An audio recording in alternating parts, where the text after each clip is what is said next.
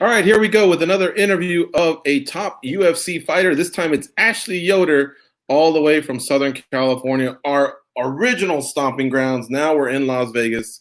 So a piece of us is over there where you roam, the streets you roam, Ashley Yoder. Anyway, it's great to catch up with you. Thanks for doing the interview. How you doing? Great. Thank you for having me. I'm excited. Awesome. Well, it's great to have you, and it was great to see that UFC 252 has another fight lined up. You are going to be mixing it up with Livia Renata Souza on the fight card. In fact, it's got you like third from the top from DC and Stipe Miocic. Do you already know if you're going to be on the main card, or is that card still being put I together? think it's probably still being put together. I'm just excited to have another pay-per-view card. This will be my second one since I've been in the UFC, so I'm pumped. I'm excited. Okay. Last week, I don't know if you keep track of this, but we called your fight at Bama years ago. And last week, another Bama alumni, Christian Aguilera, came in and he smashed. He got 50,000. It was a late notice fight, but he got in there. It was his UFC debut. He won in less than a minute, and then he got himself 50,000. So hell of a debut. And I remember I think you did 4 fights with Bama, if I'm not mistaken. Correct. So good job on the Bama alumni, doing work. Anyway, I did want to ask you about those fights. Mm-hmm. I just don't see you fight enough. And I was wondering, is it because the matchmakers just don't give the females enough opportunities? Like the only year you fought 3 times was 2015, where you went 3-0. But the other years, can you tell me, has it been injuries or lack of opportunities that you haven't been able to, I guess go back to that? 2015 is 2. I think the consistency over the years has not been really on anyone's part. As you know, being a part of the fight game is they're not going to put a bunch of females, and there's a lot of us on every card. So this last layoff from my last fight, I did have an injury I'm recovered from. So I needed a little bit of time to kind of heal from that, make sure I'm good to go. So I've been trying to push it to get back into the octagon as quickly as possible. So I'm all been training, clearly all the bruises. It's only Tuesday, but yeah, I'm ready to go. Is that something you would want if the body was performing, so injury free, I guess is what I should have said. Is that something you would want? Would you want to be, fighting more actively? Absolutely. I think, one of the biggest things of being a successful fighter is being able to be active, and you get used to that. We have a couple of fighters that are in the UFC right now. You saw these fighters just in the last week go back to back. And besides like a couple of like maybe weight differences, I think you have that stress off your chest and you're already familiar with it. It's just another sparring session. So I love being active and trying to fight as much as possible. Yeah, no doubt. Now nobody's saying, "Hey, go out there and beat Cowboy or Angela Hill." They're on another level. They can squeeze 6 fights in on a year. I I- love it. I love it. Awesome. yeah. What do you think of that? Of those fighters that are able to just hammer those out like that? I mean, is it? I think it's not just physical; it's mental, right? To be able to go to war like that many times. I think it gets easier. I I think it's a huge thing for them to be able to do that. I think your body has to be tip top shape, and they're doing everything to take care of it to be able to do that. My hat's off to Angela. I think it's amazing that she can turn around, and she has not easy fights that go back and forth, and has a lot of questionable losses, and she comes back and it doesn't even phase her. So it's impressive, and it's definitely something I look up to, and it's something I want to be able to do. So If I'm not mistaken, coincidentally, it was in Costa Mesa, California. I saw Angela beat Souza, and it was for a title. It was for Invicta. It was a mhm. 115-pound title. And what I wanted to ask you is, do you go back and look at a lot of film study of your opponents? And if you do, how far back do you go? We usually do. It's a team thing. We only go a couple fights back. I think, most of the females that I'm going to fight or have fought, we all know each other pretty well. It's a very small circle. And so you've probably pretty much watched all their fights. So you have an idea what they're doing. I think for the coaching's sake, they want to watch the most recent fights just to kind of get a feel of, what they've been consistent on. And, if there's a crazy change in their game plan every fight, or there's something pretty consistent, then that's something that sticks out to them. Another thing I wanted to ask is these storylines that match up.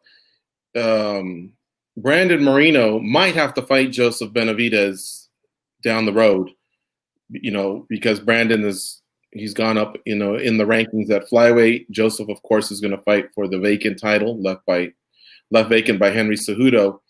Now, I know that you're not in the title picture yet, but tell me about your relationship with Joanna, who was your coach on your season. Do you guys keep in touch? You cheer for each other, or I know it was years removed, but can you talk about that? Yeah, I always she'll catch up with me like in Instagram on our DMs and say, hey, how are you doing? Do you have a fight coming up? She was such a great coach on the show, and I think she meant a lot to most of us. She really wanted us to do well, and you could tell like in her coaching style. It didn't play out that way, but it comes full circle when you don't have like all the coaching that you're used to, and there wasn't really great communication. But at the end of the day, I think Joanna was cared about us a lot, and so yeah, we don't talk every day, but we talk and catch up every once in a while, and yeah, I'm still a huge fan of her, so I think she's doing great things. Actually, fighters can be really harsh on themselves. Your last fight, though, I kind of saw a few positives come out of that. Can you talk about the positives from the fight and your performance? Yeah, I think I'm starting to get more back to my original, like controlling on the ground, that kind of thing, getting more comfortable with the MMA again. It was something that, it's crazy to say, but it was something I was really good at in my first fight in the UFC. If you watch the Justine fight, even though she missed weight, she was really strong. There was a lot of good control movements I had. And then I started focusing more on my stand up. So then my next fight, my grappling wasn't as well. But, my takedowns, I think, the control on the ground, and, just always lessons learned. I love what I do, and there's nothing to be ashamed of when you make mistakes. And it is a hard pill to swallow when you have to go home and be like, shit, I should have been working on this a little bit more. But at the end of the day, getting in that cage, going 17 hours overseas was the farthest I've ever been from home. And my mama. So it was a blessing to be able to go and see the world. And, I think even with the time change and stuff, it showed me that, we can adapt, and we're always, even on our best performances, there's going to be things we can fix. So I'm really big and a huge perfectionist, and I always want to just show the world that I can be as well-rounded as the top girls. So I'm always pushing for that. I know you love what you do. On fight night, I think it really comes out because you seem like you're just as big of a fan as you are a martial artist, because some fighters will ask them, well, what do you think of this fight? What do you think of that? And they go, I don't even watch MMA. I just concentrate on myself. But I've seen you on fight nights, and you're talking about every single fight from bottom to top. Can you talk about that process and what it's like to be on that side watching other people fight? Does it kind of translate over a little bit? Is it fun to do? Yeah, it's really funny that you say that, because I will learn a move.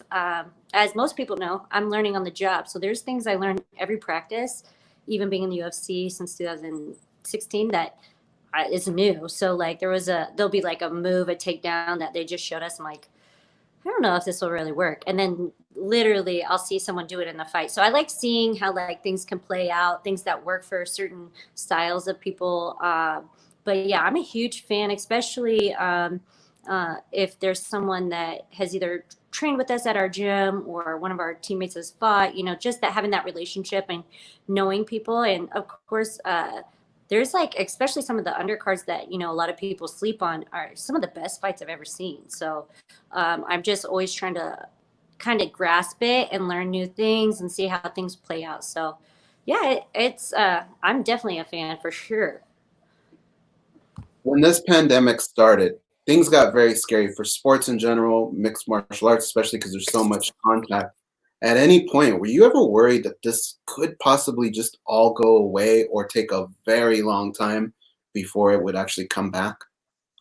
I mean, I was just talking yesterday about how to be the first sport back, and it's the most like hands-on. So we are so blessed, and I cannot take a day of this for granted. That's why, I'll take all these bruises, and I love our job. And it was something that crossed your mind. You get to the point where you're like, oh am I gonna have to use my degree? Like, what am I gonna have to do right now?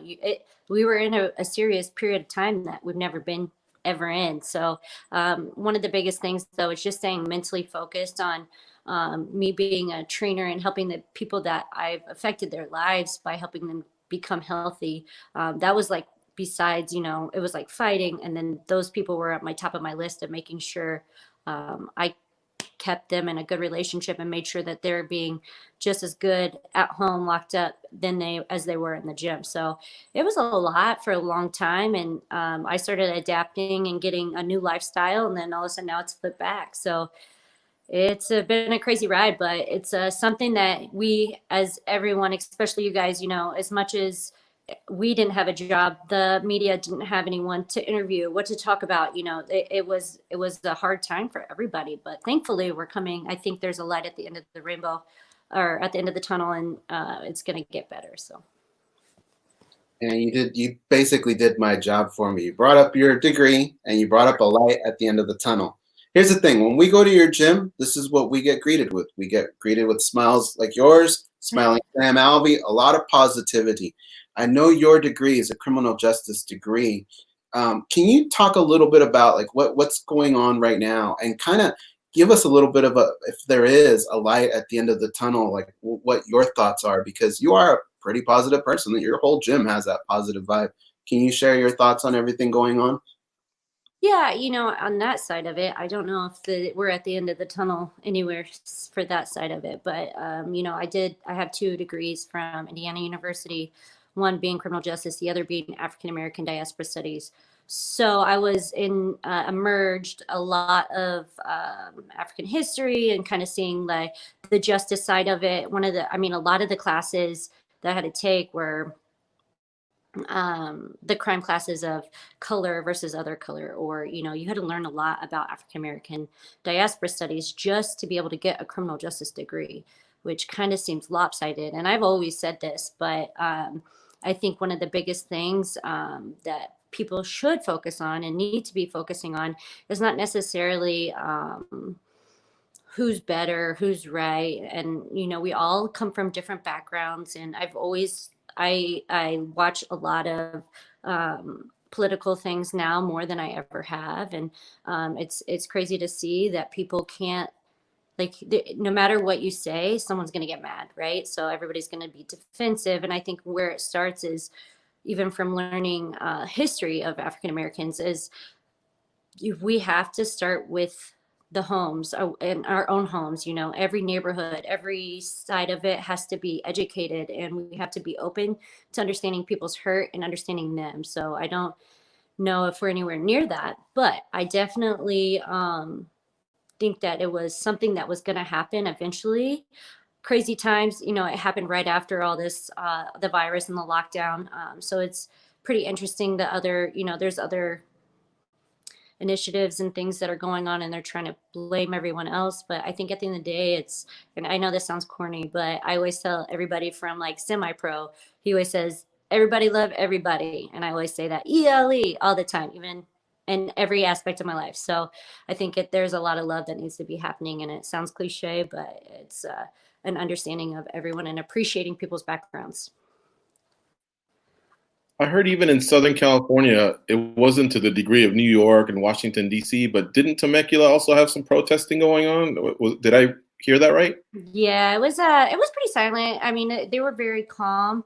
I'm actually from Indianapolis, and I actually it was pretty bad in Indianapolis. I have a lot of friends that have stores downtown, so it affected me a lot. I lost one of my friends, so it's been kind of a crazy couple weeks. But it's more sad to see that the frustration is being spilled over to innocent lives and innocent people that probably support the same cause, yet you have so many different sides pushing and trying to be right, and who knows what's really going on. I think there's a lot of things that just like anything in the news is kept from us, and there's different motives for what's going on, and it's really sad. All right, Ashley Yoder, our guest here on MMA Junkie Radio, doing the video here during the pandemic. We're stuck at home, so we're doing it this way. And she's signed on to fight. It's August 15th, if I'm not mistaken, UFC 252 versus Livia Renata Souza. So we're pretty much 2 months out. I imagine, I don't think people do camps anymore. Or do you just turn it on even harder these last 2 months? It sounds, I mean, looking at your social media, it looks like you've been pretty active in training and sweating and bleeding and all that stuff. Yeah, I think, for sure it's something that we're training all year round. You never know when you're going to get a call. When you get closer to the fight, of course, you start game planning a little bit more. But with the crazy times going on right now and last minute opponent changes, you just have to be ready for anything. So right now I'm just, training as always and getting back into the best shape I can, fixing all these mistakes that, I have had since day one of starting fighting. So I'm just trying to build on learning and getting better every time I step on the mat. I want to learn. So speaking of social media, your Instagram's pretty entertaining. It was fun kind of just seeing what you're up to, prepping for this interview, but coming across a lot of, the funny stuff that you're posting, like that. I'm sure you remember. I don't know how long ago it was, but that boat that was just headed toward shore, and I was like, what's going to happen here? And they actually did one of those Dukes of Hazzard jumps over onto another body of water. That was pretty interesting. Do people send these to you, or do you go out there and find them on your own? I'm ashamed to say that I find all these myself, but I mean, other people have posted them, so I just steal them from them. But it's, things like that. I love laughing and, see, even, look at my social media until now, and now you got a good laugh. So there's some quality, funny things on there. I try to post funny. There's some kind of crazy, like, oh man, that had to hurt. But I let the beast do all of the damaging ones, and I like the funny stuff. So. Yeah, I gotta say that a couple good ones were there was a bulldog that jumped up when a frisbee just happened to whiz by him. He took a little spill, and I was like, "Oh, I hope that little dog's all right." But the one that really had me looking through the comments was the old man that was running, who was going to jump off a cliff into what didn't look like a huge body of water. But I imagine he wouldn't have done it without looking down. Do you happen to know the result of that? People were asking, like, is he alive? I know. I was like, man, I really don't know. Like, I thought it was funny because it's like, looks like something like my grandpa would do. Like, if I was that age, I'd be doing that. But yeah, I think he's okay. I don't think someone would have posted it if he wasn't. But True. Yeah, I'm going to say he's okay. And I should have hashtag he's okay like the beast does. But yeah, most of the time they're just really funny. But that one was like inspirational. Like, he's like, I've got this. And he went in there with like 110% confidence. So there had to have been something that he landed in that wasn't harmful, I think. I think so, yeah. Folks, her Instagram is at Spider Monkey Yoda. So check it out. It's really, really good. And again, she'll be fighting on August 15th at UFC 252 versus Livia Renata Souza, who's a former Invicta strawweight champion, current UFC strawweight, just like Ashley is. Ashley, the last question. Goes brought up the fact that on fight night, you're into it. You make bets too? You do some parlays, or are you just a fan? So apparently we're not allowed to. I didn't know this, by the way. So I tried to do it one time, and then I got a feedback that says you're a professional athlete. You are not allowed to do this. So I don't bet. Okay, hold on a second here. Can you tell me who told you that? It was, what is it? Maybe not DraftKings. Maybe DraftKings, something. Okay. But I had linked my Facebook, and it's weird because I don't know how they figured this out, but I screenshotted it, and I even showed Sam. I was like, has this ever happened to you? And he's like, no. And so I tried it again, and it came back, and it's like, you are unauthorized to bet. I think it was DraftKings, but I'm not sure. And I was like, oh, I didn't know this. So I'm going to look into this because the last time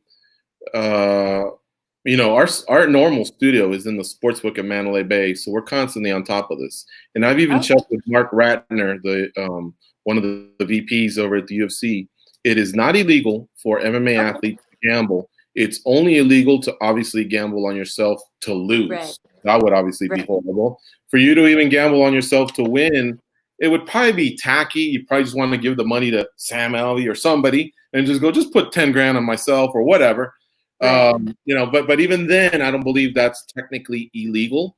However, it's been a while since we caught up on that just to make sure. So I think you're safe, honestly. And I see a lot of fighters constantly talking about, their parlays that weekend, bragging about it, and doing all that stuff. I think you're all right, honestly. Maybe they just have something in regards to me being a criminal. No, I was kidding. I'm not a criminal. No.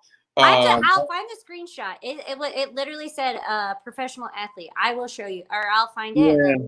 I'll tag you guys. I can't remember which website it was though, but I have bet in the past, so that's why I was really that's why I asked Sam about it. Especially if I know someone is a huge underdog that I'm like, y'all are sleeping on this person, I'll bet on them. So that's kind of how I like to bet, but I don't bet all the time. So, but I will find that picture because I definitely screenshotted it because I was like, what is this? But it's nice to know because sometimes I do like to bet on, the people that are underdogs that, they have a fight in them. So you can't count us out. We're all underdogs.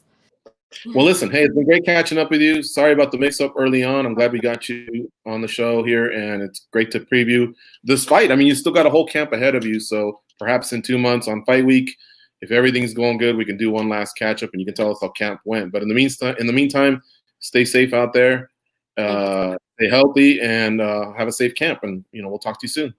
Thank you so much. Have a good day.